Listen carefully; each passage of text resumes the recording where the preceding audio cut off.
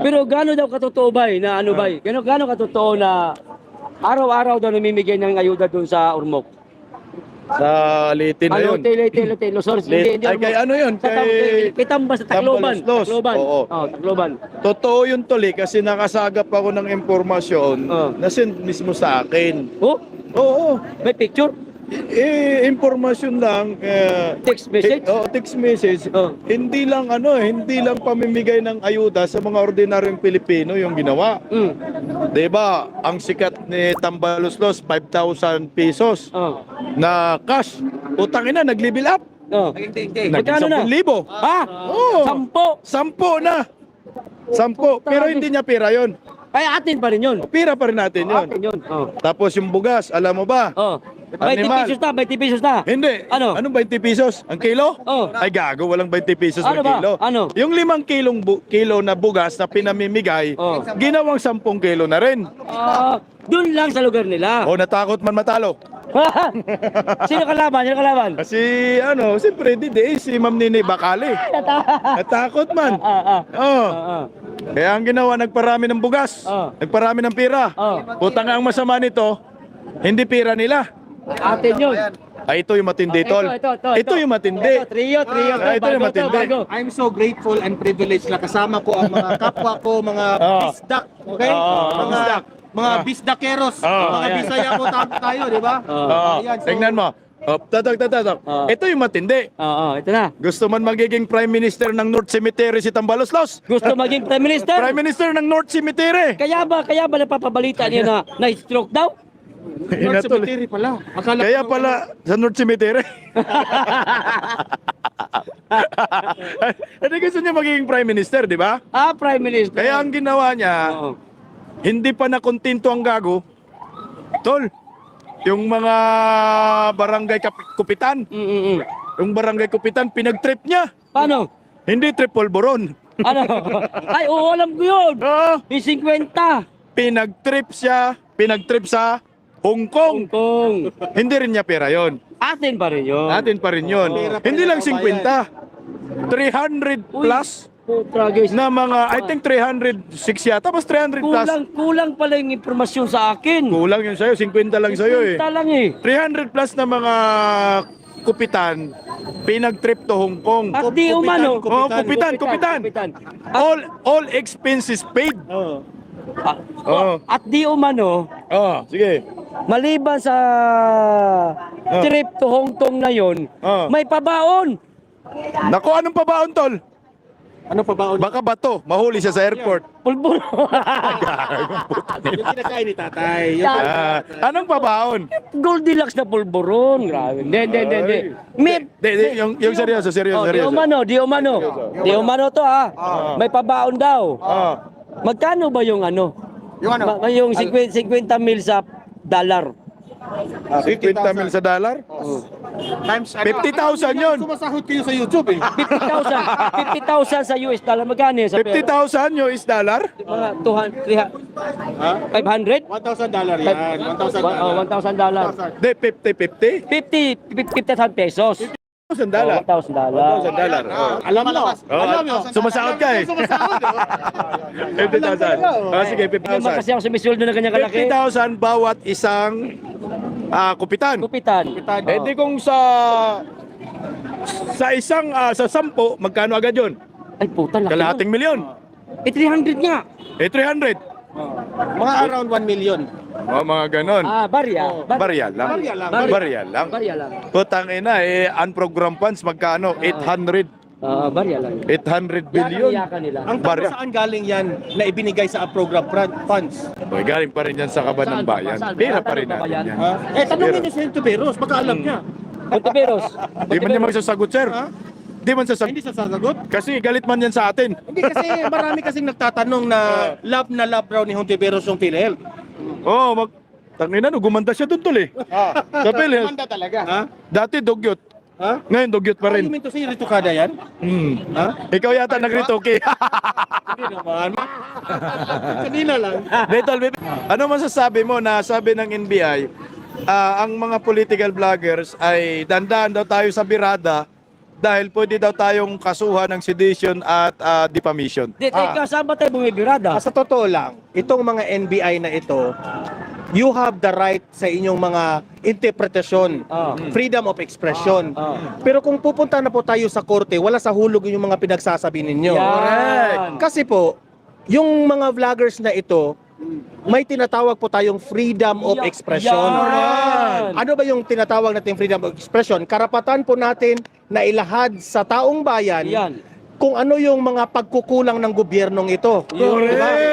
Meron tayong karapatan kasi itong mga government officials na ito, tayo po ang nagpaupo sa kanila. Correct! Tama, hindi? Diba? Tama. Oh, so ngayon, wala kayong karapatan para diktahin po kami. Correct! Diba? Yes. Oh, pero wala akong alam dyan. Mga Bisaya lang alam dyan. Ako, Tagalog ako. Karating mo lang. Karating mo lang. Hindi na lang ako naging Tagalog na.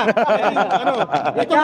Ito nakalinya itong mga Bisaya dito. Kahapon, Bisaya ka. Ha? Kahapon, Ngayon, Bisaya. Tagalog na. Tagalog na ako. Ayos, bakit?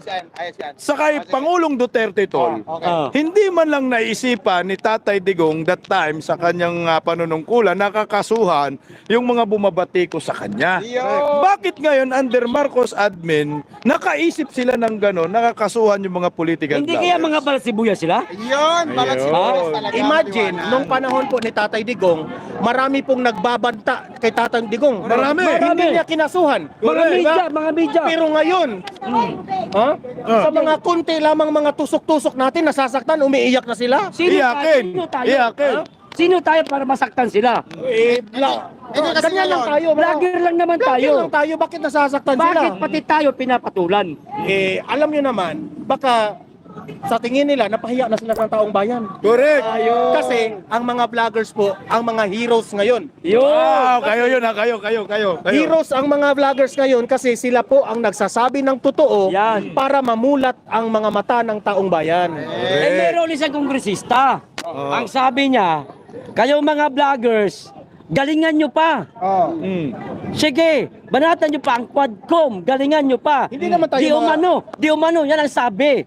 Pero bisdak, hindi naman tayo mga magagaling, di ba? Hindi. Sabi mga magaling. Takot na tayo kay Paduano, di ba? Makontempt tayo eh. Bay, ito ang tanong, kinalingan ba natin? Kinalingan ba natin? Kaya nga Hindi naman natin kinalingan, bakit mga vlogger kakasuhan? Dahil sa madaling salita kasi, ang gusto lang nila, yung mali na ginagawa nila, ayaw natin ipalabas. Kasi malaking mali naman talaga yung ginagawa ng Quadcom, tol. Kasi alam naman natin na kinausap yung mga witness sa loob, sa di ba?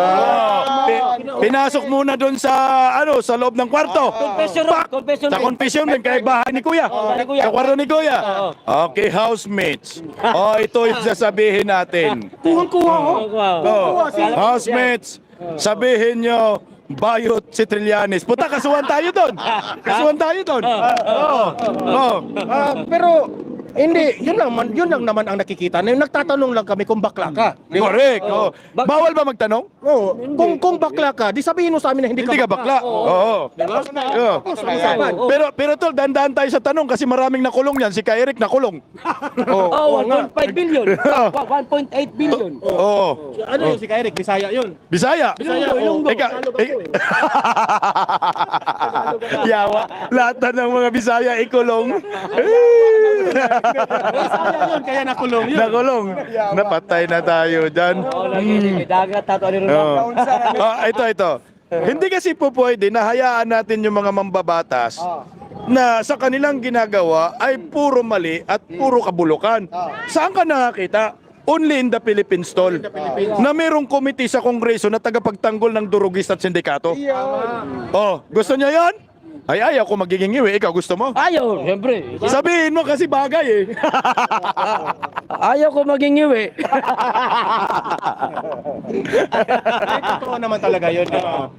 Dahil itong mga ito, ginagamit nila para masira si Duterte. Correct. Diba? Wala na silang pake na hindi na nila namalayan na mali na pala yung kinakampihan nila. Correct. Di ba? Hindi na nila alam na yung iba dyan, kinakampihan na pala yung mga kalaban ng gobyerno. Correct. Mga convicted pa. Correct! Baka naman nasilaw. Ha? Nasilaw. Ay, wala naman tayong Louis Vuitton na bag. Wala naman tayong mga relo na mga mamahalin. Correct! Diba? Wala naman tayong bulletproof. Nasilaw lang sila kasi Nasasakyan. nasilaw sila sa mga vloggers dahil na-booking sila dahil sa atin. Mismo! Ito pa, speaking of booking, tingnan mo talaga tong Quadcom. Nung paupo si Trillanes doon sa Quadcom hearing, namuntikan ng batuhin ni Tatay Digong ng mikropono, animal ka. Dahil Na yung pinalabas na mga puro piking dokumento, Okay, yung in-entertain nila mo na yun. Kaya nga yung dokumento yung Weber, na nagmistulang, totoo yung mga sinasabi ni Trillanes dahil sa Quadcom. Hindi, tol. Ngayon, Nagtitraining na pala si Trillanes ngayon eh. anong training? Ano eh? Bum sniffing dog. Yung aso, di ba? Aso? Oh. At tagatahol. Training yun ng aso. Ang training yun ng aso? Para malaman. Kung totoo. Na para meron Meron na, pulburon yata sinisinggot dyan. Hindi, ito, tingnan mo ha. Kidding aside lang lahat ito ha. Kidding aside lang ito. Yeah. Ang atin lang is i-inject natin ng mga biro-biro lang ha. At the same time, may truthfulness din naman. Yeah. Trillanes ba naman, seryoso masyado yan. Kakaso agad, kakasuhan ka kagad. Saan yun nun? Trillanes, Hoy, walang personalan na biro-biro lang pero ayaw namin yung mga ginagawa mo. Hindi kami galit sa iyo. Saan yung- Pero ayaw lang namin yung nagsisinungaling ka na nagpakita ka ng mga dokumento na bawal. Puro pike. Bawal 'yun, di ba? Bakit ka nakakalap ng mga sulat doon na galing kay Tatay Digong na ayaw man yan i-release ng mga bangko, di ba? Correct. Ito. Walang nirelease ang AMLAC. Ito yung nangyayari diyan. 'Di ba piyesta sila? Nandun si Trillanes. Ay, meron daw account si Digong. Palakpakan ng mga pinklawan. Kantsawan yung mga pulawan. Nagtawanan ng mga komunista. Pati convicted. Putang ina. Nung pinatawag yung AMLAC, sabi ng AMLAC, Wala sila. lahat ng dokumento ni Trillanes ay hindi nanggagaling sa amin. In short, pike. Pike noon, pike pa rin ngayon.